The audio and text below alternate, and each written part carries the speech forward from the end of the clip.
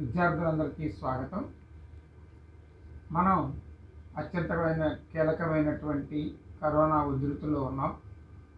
ఈ సందర్భంలో ప్రభుత్వం వారు మనకి మే 1వ తేదీ నుంచి జూన్ 1వ తేదీ వరకు ఇచ్చినటువంటి సెలవుల్ని ఏ విధంగా సద్వినియోగం చేసుకోవాలన్నటువంటి తలంపుతో ఉన్నాం. దీంట్లో భాగంగా 10వ తరగతి విద్యార్థులకు పరీక్షలు యథాతథంగా నిర్వహిస్తామని ప్రభుత్వం చెబుతున్న నేపథ్యంలో ఈ కార్యక్రమంలో భాగంగా ఈరోజు నుంచి మనం చక్కనైనటువంటి వీడియోల ద్వారా ఈ పాఠ్యాంశాలకు సంబంధించినటువంటి విషయాలని రివిజన్ టెస్టులు యథాతథంగా చేసుకోవడానికి ఒక ప్రయత్నం చేద్దాం. అందులో భాగంగా మనకున్నటువంటి సిలబస్ని కనుక మనం పరిశీలించినట్లయితే మనకి ముఖ్యంగా ఉన్నటువంటి పాఠాలు ఉన్నాయి. ఒకటి బరస్తే బాదల్, ఈద్గా, हम भारतवासी, शांति की राह में, తర్వాత अंतर्राष्ट्रीय स्तर पर हिंदी, भक्ति पर, अपने स्कूल को एक उपहार, जल ही जीवन है, धरती के सवाल, अंतरिक्ष के जवाब అనేటువంటి ఈ పాఠాలలో నుంచి మనకి 100 మార్కులకి వచ్చేటువంటి పేపర్లో ఎస్సీఆర్టీ వారు ఇటీవలే చక్కనైనటువంటి మోడల్ పేపర్ని కూడా రిలీజ్ చేశారు. అందులో భాగంగా మనం పద్య భాగంలో ఉన్నటువంటి బరస్తే బాదల్, హమ్ భారత్వాసి, భక్తి పద పాఠాలు ఉన్నాయి. గద్య భాగంలో ఈద్గా, హమ్ భారత్వాసి, అంతర్రాష్ట్రీయ స్తర పర్ హిందీ, జల్ హీ జీవన్ హై, ధరతీ కే సవాల్, అంతరిక్ష కే జవాబ్ అనేటువంటి పాఠాలు ఉన్నాయి. ఉపవాచకంలో శాంతికి రాహమే, అదేవిధంగా అప్నే స్కూల్కు ఏక ఉపహార్ అనేటువంటి పాఠాలు మనకి ఇవ్వటం జరిగింది. ఇందులో మొట్టమొదటిది అత్యంత ఇంపార్టెంట్ అయినటువంటిది పాఠం.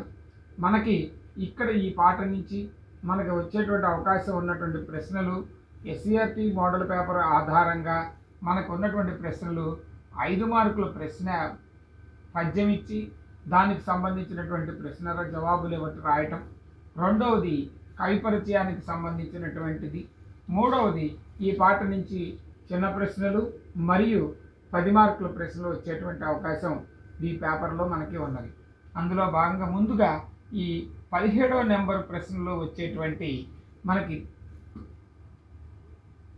కవి పరిచయం గురించి ఒకసారి చూద్దాం. బరస్తే బాదల్ కవి శ్రీ సుమిత్రానందన్ పంత్ గారు.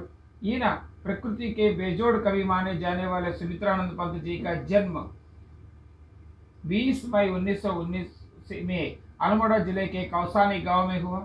7 वर्ष की उम्र में ही स्कूल में काव्य पाठ के लिए पुरस्कृत किए गए थे. साहित्य लेखन के लिए इन्हें साहित्य अकादमी, सोवियत रूस और चिदम्बरा काव्य के लिए ज्ञानपीठ पुरस्कार दिया गया. इनकी प्रमुख रचनाएं हैं वीणा, ग्रंथि, पल्लव, गुंजन, युगांत, ग्राम्य, स्वर्ण किरण, काला और बूढ़ा चांद तथा चिदम्बरा आदि. इनका निधन सन 1977 में हुआ है. ఈ రకంగా మనం దీంట్లో ఉన్నటువంటి పాయింట్స్ని మనం చక్కగా రాసినట్లయితే మనం ఖచ్చితంగా 17వ నంబర్ ప్రశ్నలో 4 మార్కులు పొందడానికి అవకాశం ఉన్నది. అదేవిధంగా ఈ పాఠంలో ఉన్నటువంటి పద్యాలు, వీటికి సంబంధించినటువంటి ప్రశ్న జవాబులు ఏ విధంగా అడుగుతారు అనేటువంటిది ఒక, తర్వాత భాషాకి బాత్కి సంబంధించినటువంటి అంశాలు ఎలా ఉంటాయి అనేటువంటిది మన ఉపాధ్యాయ మిత్రులు చాలామంది రకరకాలైనటువంటి ప్రశ్నపత్రాలు తయారు చేసి మనకి అందుబాటులో ఉంచడం జరిగింది. దీంట్లో భాగంగా ఈ బరస్తే బాదల్ అన్న పాఠానికి సంబంధించి 3 రకాలైనటువంటి స్లిప్ టెస్టులని తయారు చేయడం జరిగింది. దీంట్లో భాగంగా మనం ఇవాళ మొదటి స్లిప్ టెస్ట్ని, రెండో స్లిప్ టెస్ట్ని, మూడో స్లిప్ టెస్ట్ని వరుస వెంబటి చూద్దాం. విద్యార్థులారా, ఈ అవకాశాన్ని, ఈ వీడియోలో చూపించినటువంటి విషయాల్ని మీరు కాలక్రమానుగుణంగా సమయాన్ని వ్యర్థపరచకుండా కనుక చేసుకున్నట్లయితే చక్కటి విజయాన్ని సాధించవచ్చు. అదేవిధంగా మీరు నిరంతరం ఈ ఛానల్ని సబ్స్క్రైబ్ చేసుకున్నట్లయితే మీరు ఇలాంటి ఎన్నో రకాలైనటువంటి వీడియోస్ని, విద్యార్థులకు ఉపయోగపడేటువంటి, ఉపాధ్యాయులకు ఉపయోగపడే ఎన్నో రకాలైనటువంటి వీడియోస్ని మీరు పొందవచ్చు. చూసినట్లయితే మొట్టమొదటిగా బరస్తే బాదల్ అని కనుక చూసినట్లయితే ఈ ఫస్ట్ మోడల్ పేపర్ మీకు డిస్క్రిప్షన్లో దీన్ని షేర్ చేస్తాను. మీరు తప్పనిసరిగా దాన్ని మీరు డౌన్లోడ్ చేసుకోవచ్చు, ప్రింట్ తీసుకోవచ్చు. చక్కగా మీరు పరీక్ష కూడా ఇంటి దగ్గర రాయవచ్చు. మీ ఉపాధ్యాయులకి పాఠశాలలు తెరిచిన తర్వాత చూపించడానికి కూడా అవకాశం ఉంది. దీంట్లో మొట్టమొదటిగా ఇచ్చినటువంటి భాషాబాద్ అంశం 3 మార్కులు ఇవ్వడం జరిగింది. ఈ స్లిప్ టెస్ట్ మొత్తం కూడా 25 మార్కులకి ఇవ్వడం జరిగింది.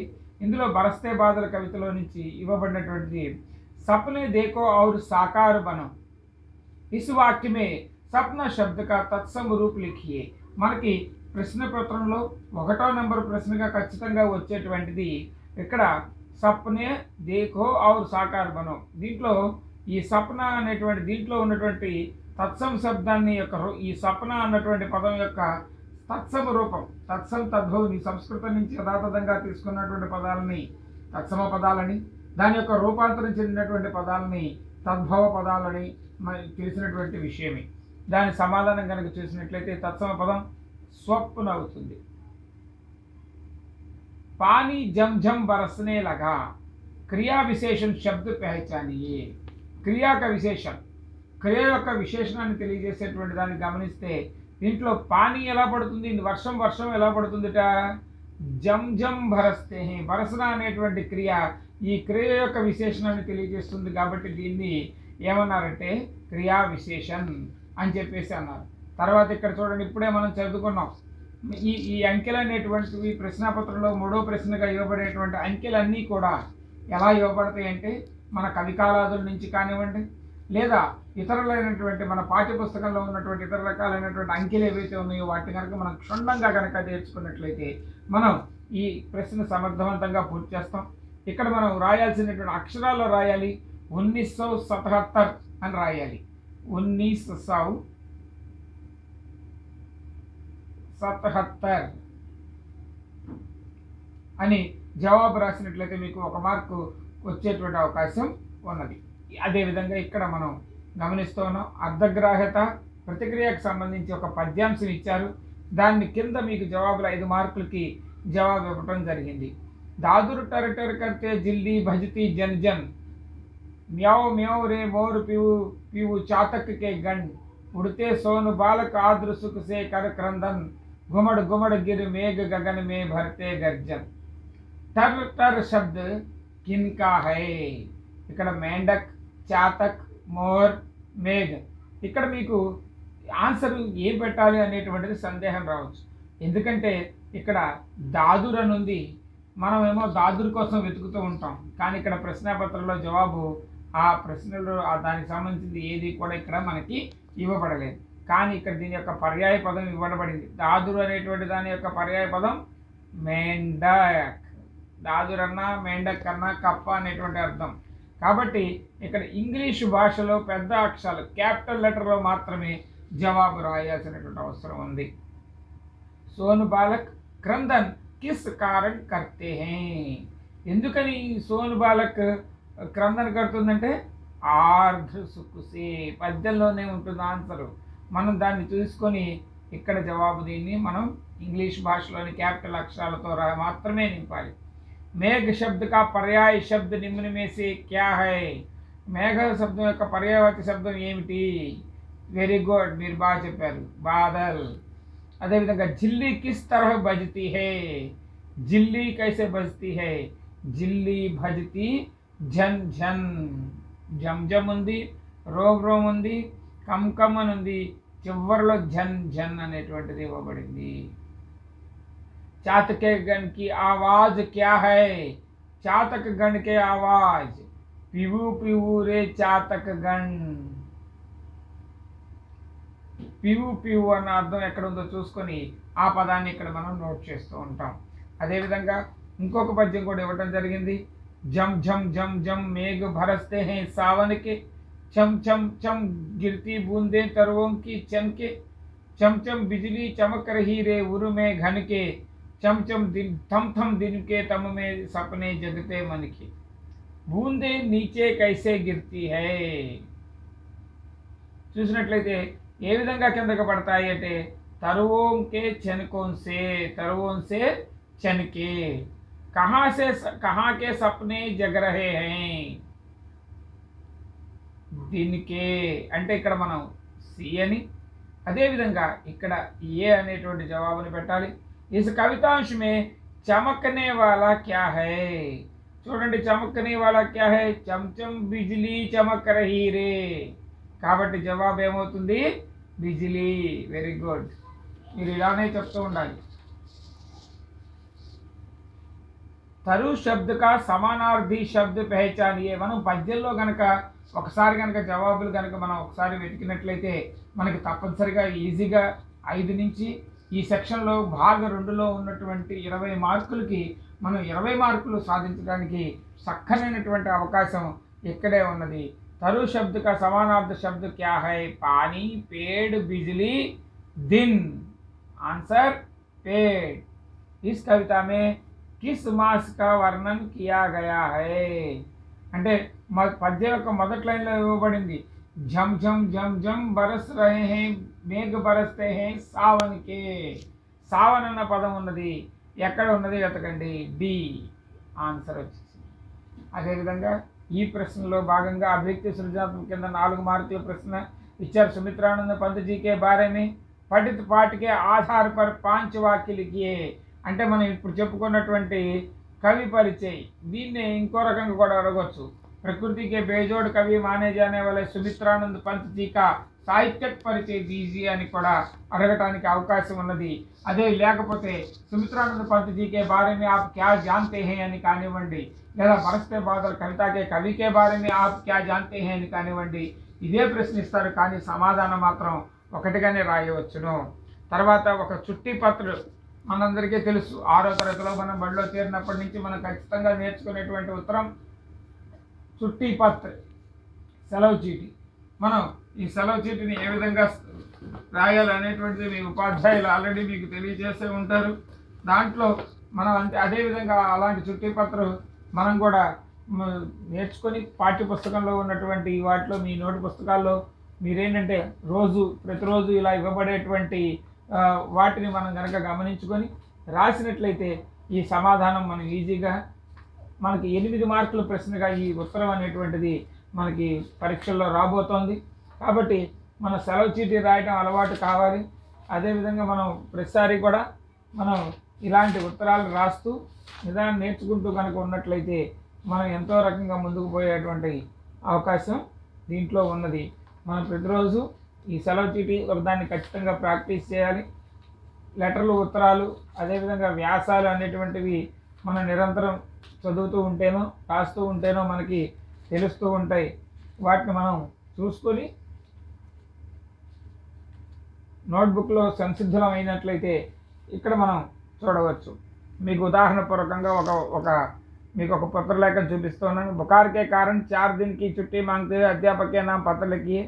ఇక్కడ స్థానంకి అదేవిధంగా ప్రేషక్ ఎవరైతే ఉత్తరం రాస్తున్నారో వారి వివరాలని, ఎవరికి ఉత్తరం రాస్తున్నారో వాటి వివరాలని ఇక్కడ మనం ఉద్దేశంగా మనం ఎవరైతే నమస్కారాలు మాన్యవర మహోదయ్ సాదర ప్రణామని, తర్వాత ఇది విషయం అంటారు. తర్వాత ఆప్కా ఛాత్ర ఎవరైతే మీరు ఉత్తరం ఛాత్ర అయితే అబ్బాయి అయితే ఛాత్రని, అమ్మ అయితే ఛాత్ర అనేటువంటి విషయంగా మనం ఏం చేయాలంటే ఈ విధంగా మనం ఉత్తరాన్ని కనుక రాసినట్లయితే చాలా చక్కగా మార్కులు వస్తాయి. ఆ రకంగా 4 రోజులు కానివ్వండి, ఇక్కడ మనకి 5 రోజులు ఇవ్వటం జరిగింది. దాన్ని మనం చూడవచ్చు. అదేవిధంగా రెండో స్లిప్ టెస్ట్ కనుక చూసినట్లయితే స్లిప్ టెస్ట్ దీంట్లో భాషాకి బాత్లో సోను బాలక్ ఆర్ద్ర సుఖ్ క్రందన్ కర్తా హై. ఇక్కడ కారక చిహ్నం విభక్తి ప్రత్యయం ఏమైతే ఉపయోగపడుతుందో దాన్ని ఇక్కడ రాయాలి. ఉదాహరణకి ఈ పేపర్లో కనుక చూపించినట్టయితే సే అనేటువంటిది రాయడం జరిగింది. తర్వాత लेख्य के माता पिता भारतवासी है. सही समास पहचानिए. మాతా పిత ద్విగు సమాసమని, భారతవాసి తత్పురుష సమాసమని ఇవ్వటం జరిగింది. ఇందులో ఒకటి తప్పు, రెండవది రైటు. మాతాపిత అనేటువంటిది ఇక్కడ ద్వంద్వ సమాసం అవుతుంది, కాబట్టి ఇది ద్విగు సమాసం ఇచ్చింది, ఇది తప్పు. భారతవాసి భారత్కే వాసి తత్పురుష సమాసం అనేటువంటిది సరి అయినటువంటి సమాధానం. తర్వాత आज का सूर्योदय बड़ा निराला है. रेखांक शब्द 2 शब्दों में लिखिए. సూర్యోదయ అన్న పదాన్ని విడగొట్టాలి, సంధి విచ్ఛేదన అనకుండా 2 శబ్దం మే లిఖియే అని చెప్పేసి అని అన్నారు. సూర్య ప్లస్ ఉదయ్ సూర్యోదయగా చెప్పవచ్చు. అదేవిధంగా మనకి ఇక్కడ ఇంకొక పద్యం ఇచ్చారు. దాంట్లో ఒక వాక్యంలో సమాధానం రాయాలి. रिमझिम रिमझिम क्या कुछ कहते हैं बूंदों के स्वर, रोम सुहर उड़ते छूते वे भीतर अंतर, धाराओं पर धाराएं जरती धरती पर, रज के कण कण में तृण तृण को पुलकावली थर। भीतर के अंतर को क्या छूते हैं? रोम शिखर विड़ते हैं वे भीतर अंतर। భీతర్ కే అంతర్ కో క్యా చూతే హే అని చెప్పేసినటువంటి ఒక ప్రశ్న ఇవ్వటం జరిగిందనమాట. దీంట్లో మనకి చెప్పారు బూంద్ కే స్వర్, రోమ్ శిఖర్ ఉడితే హే చూతే వే భీతర్ అంతర్. కాబట్టి ఇక్కడ మనం డైరెక్ట్గా ఆన్సర్ ఇవ్వలేదు, కానీ వర్షాకే బూందే అనేటువంటిది ఇక్కడ సమాధానం. బూందోं का स्वर कैसा है? रिमझिम रिमझिम. पुलकावली कहाँ से हो रहा है? तृण तृण के पुलकावली. धरती शब्द का समानार्थी शब्द लिखिए. धरती, धरा, भूमि. रोम कब शिखर उड़ते हैं? वर्षा के पड़ने पर, पानी बरसने पर रोम शिखर उड़ते हैं. ఇలా ఒక వాక్యంలో సమాధానం రాయాల్సి ఉంటుంది. అదేవిధంగా అభివ్యక్తికి సంబంధించి 3 ప్రశ్నలు ఇవ్వడం జరిగింది ఇక్కడ. వర్షాకే సమయ, ప్రాణికోటికి ఆవాజం కా వర్ణన కీజియే. ఎలా వాటి యొక్క భావాన్ని ఈ జీవ జంతువులు ఎలా వ్యక్తం చేస్తాయి అని చెప్పేసి అంటే మనకు వర్షంలో ఉన్నటువంటి పద్యంలోనే ఇవ్వటం జరిగిందనమాట. ఏమని ఇచ్చారు? ఇందాక మనం చూసాం ఆ పద్యాన్ని. ఏమిటో అక్కడ పద్యంలో ఇచ్చినటువంటిది ఇక్కడ దాదురు టరటర్ కర్తే జిల్లి బజ్ది. మనం ప్రశ్న జవాబుగా రాయాలి. ఇక్కడ మనం రాసేటప్పుడు वर्षा के समय प्राणी कोटि की बहुत आवाज़ें करती हैं. उनकी आवाज़ों के बारे में कवि सुमित्रानंद पंत जी ने इस प्रकार कहा అని చెప్పి రాస్తూ దీంట్లో దాదురు టర్టర్ करते हैं, అదేవిధంగా సోను బాలక్ ఆద్ర సుఖ్ సే కరక్రందన్ करते हैं, అదేవిధంగా సోను బాలక్ ఆద్ర సుఖ్ సే కరక్రందన్ करते हैं. ఇక్కడ మనకు చెప్పారు मोर पीऊ पीऊ करती है, जिल्ली झंझन बजती है, చాతక్య గణ పీవు పీవు करते हैं అనేటువంటి విధంగా ఈ విధంగా ప్రకృతిలో ఉన్నటువంటి జంతుజాలం ఏ విధంగా స్పందిస్తుంది వర్షానికి అన్నటువంటి విషయాన్ని మనం రాయవలసి ఉంటుంది. కవి శ్రావణ్ కా హీ జీవన్ కో బార్ బార్ క్యూ ఆనా చాతా హై. ఎందుకని మళ్ళా మళ్ళా రావాలని కోరుకుంటాడు. వర్ష ఋతు ఆకాశ మే కాలే కాలే బాదల్ ఛాయే रहते हैं, बिजली चमकती है और वर्षा के बूंद पृथ्वी पर गिरती रहती है. मोर म्यू म्यू म्याऊ म्याऊ करते हैं और चातक पक्षी पीऊ पीऊ करते हैं. दादुर टर्राते हैं और सोन बालक आर्द्र सुख से कर क्रंदन करते हैं. झिल्ली झन झन करके बजती है, आकाश में इंद्रधनुष बनता है, लोग सावन के गीत गाते हैं. वर्षा के भूमि कण कण के शक्ति पैदा होती है, चारों ओर हरियाली छा जाती है. इसलिए कवि ने इस सावन मास को बार बार आने की कल्पना करता है, चाहता है. बारिश किस प्रकार हो रहा है? వర్షం ఎలా పడుతుంది? रिमझिम रिमझिम पानी पड़ रहा है, धुआंधार बारिश हो रही है అని చెప్పి చెప్పవచ్చు. తర్వాత अपने मनपसंद किसी एक त्योहार के बारे में लिखिए. ఒక పండుగ గురించి ఒక వ్యాసం. మన దీపావళి పండుగ, రంజాన్ పండుగ, క్రిస్మస్ పండుగ, ఏ పండుగ అయినా సరే ఒక పండుగ గురించి చక్కగా మనం వ్యాసం రూపంలో రాసి మనకైతే 10 మార్కులు 8 మార్కులు పడేటువంటి అవకాశం ఉంది. కాబట్టి మనం చక్కగా ఆ యొక్క వ్యాసాలను కూడా నేర్చుకోవాలి. సుమారు ఒక 10-15 వ్యాసాలు కనుక నేర్చుకున్నట్లయితే మనం చక్కగా వాటిలో అందులో ఇక్కడ 2 రకాలు ఉన్నాయి. మనం ఇక్కడ త్యోహార్ అన్నప్పుడు కేవలం ఆధ్యాత్మికపరమైనటువంటి రాయాలి. జాతీయ త్యోహార్ అన్నప్పుడు మనం ఏం చేయాలంటే జనవరి 26, ఆగస్టు 15 గాంధీ జయంతి అనేటువంటి విషయంగా చెప్పాలి. ఇప్పుడు దీపావళి అన్నా, ప్రియ త్యోహార్ అన్నా, కిసి ఏక్ త్యోహార్ అన్నా, కిసి ఏక్ ధార్మిక త్యోహార్ అన్నా, దీపావళి కానివ్వండి, దసరా కానివ్వండి, లేకపోతే రంజాన్ కానివ్వండి, క్రిస్మస్ గురించి కానివ్వండి, మనం దీంట్లో రాయవలసి ఉంటుంది. అదేవిధంగా మనం స్లిప్ టెస్ట్ 3 కనుక వచ్చినట్లయితే మనం చూస్తూ ఉన్నాం. దీంట్లో భారత్ మే రహనే వాలా ఏక్ శబ్ద మే లిఖియే. 1 వర్డ్ ఆన్సర్స్ అనమాట. మనం దీనికి చెప్తూ ఉంటాం భారతీయ అని చెప్తాం. యహ మేరీ పుత్రి హై. లింగ బదల్కర్ వాక్య ఫిర్సే లిఖియే. ఇదివరకు కాలంలో మనకి కేవలం పుత్రి అంటే పుత్రని రాస్తే సరిపోయేది. కానీ ఇప్పుడు అలా కాదు. వాక్యం యహ మేరా పుత్ర హై అని పూర్తి వాక్యంలో రాయాలి. ధరతీ పర్ धारा गिरती है. बाकी को वचन धरती पर धाराएं गिरती हैं అని ఇక్కడ చుక్క కూడా వస్తుంది. పానీ జోర్ సే బరస్ రహా హై, భవిష్యకాల మే లిఖియే పానీ జోర్ సే బరసేగా అనేటువంటి విధంగా రాయాలి. తర్వాత ఈ ప్రశ్నలకు జవాబులు రాయాలి. ఇక్కడ మనం ఇలానే పారాగ్రాఫ్ ఇందాక మనం రెండో స్లిప్ టెస్ట్లో కూడా చూసాం. పకడ్ వారికి ధార్ జూల్తా హై మేరా మన్, आवो रे मुझे घेर कर गावो सावन, इंद्रधनुष के झूले में झूले मिल सब जन, फिर आए जीवन में सावन मन भावन. कवि का मन किसे पकड़कर झूलना चाहता है, देनी पట్టుకొని ఆడాలని కోరుకుంటుంది. इंद्रधनुष के झूले को. కవి సబ్సే కౌన్ సా గీత్ గానే కో కహ రహా హై, ఏ పాట పాడాలని కోరుకుంటున్నాడు అంటే చూడండి ఇక్కడ మిల్కర్ గావో ఘేర్కర్ గావో సావన్, సావన్ అనేటువంటి పాట పాడమన్నాడు. లోక్గీత్ పాఠంలో ఈ సావన్ గురించినటువంటి విషయాలన్నీ కూడా మీకు తెలిసేవి, కాకపోతే ఆ పాఠాన్ని పరీక్షలకి నిలుపుదల చేయడం వల్ల అలా వదిలేయాల్సి వచ్చింది. కౌన్సే झूले में झूलने को కవి कहता है, కవి चाहता है. ఏ ఉయ్యాల్లో ఊగాలనుకున్నాడు, ఇంద్రధనుష్ కే झूले में झूलना चाहता है. కవి కిసే బార్ బార్ పుకార్ రహా హై, ఎవరిని పిలుస్తున్నాడు అంటే సావన్ మనుభావన్, మనసుకు హత్తుకునేటువంటి భావాలు కలిగినటువంటి మనుభావన్ అనేటువంటి ఈ శ్రావణ మాసాన్ని జీవితంలో మరలా మరలా రావాలని కోరుకుంటూ ఉన్నాడు. సావన్ శబ్దకే దో అర్ధ క్యా హై ఇక్కడ అడిగేశాడు. సావన్ అంటే ఒకటేమో శ్రావణ మాస అనేటువంటిది, రెండోదేమో సావన్ మాస అనేటువంటిది. ఒకటేమో శ్రావణ మాసం, రెండోది సావన్ అనేటువంటి లోక గీత్. అందుకనే దీన్ని పాడమన్నాడు, నెల అనలేదు ఇక్కడ. మనం గుర్తుపెట్టుకోవాలి, ఈ భావాన్ని మనం గ్రహించగలగాలి.